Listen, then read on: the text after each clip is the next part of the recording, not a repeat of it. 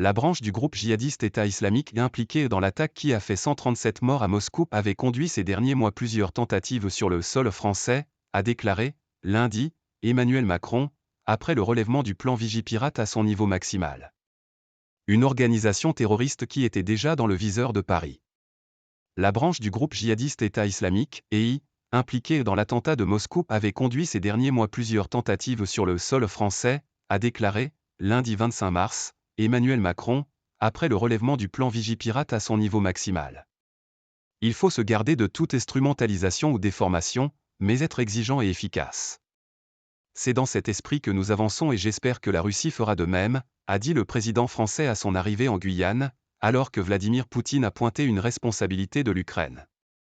Ce serait à la fois cynique et contre-productif pour la Russie elle-même et la sécurité de ses ressortissants d'utiliser ce contexte pour essayer de le retourner contre l'Ukraine, a-t-il insisté devant la presse. Le groupe EI a revendiqué l'attaque perpétrée vendredi soir dans une salle de concert près de Moscou.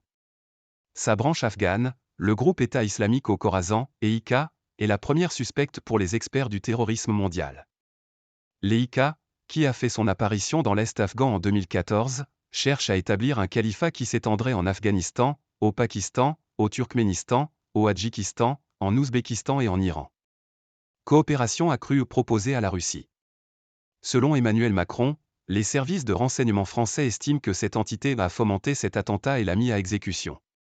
L'exécutif a pris acte, lors d'une réunion dimanche soir à l'Élysée, que ce groupe particulier qui est impliqué, semble-t-il, dans cet attentat, avait conduit ces derniers mois plusieurs tentatives sur notre propre sol, a expliqué le chef de l'État.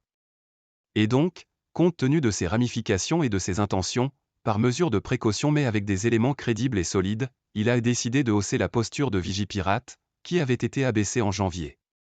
Emmanuel Macron a assuré que la France avait proposé aux services russes, comme à nos partenaires de la région, une coopération accrue, compte tenu des informations dont nos services disposent et des éléments qui peuvent être utiles aux Russes.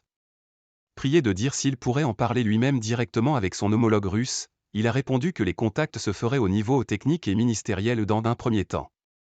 Nous verrons l'évolution du contexte et si les jours ou semaines qui viennent le justifient, a-t-il ajouté. Avec AFP et Reuters.